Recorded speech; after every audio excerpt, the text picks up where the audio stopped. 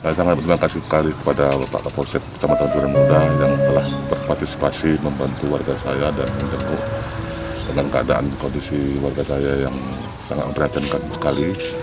Jadi saya selaku Datuk Penghulu Kampung Sungai Lipur ini sangat berharap dan partisipasinya ketika nanti ada bantuan rumah apa ya tolong disalurkan untuk masyarakat saya yang membutuhkan.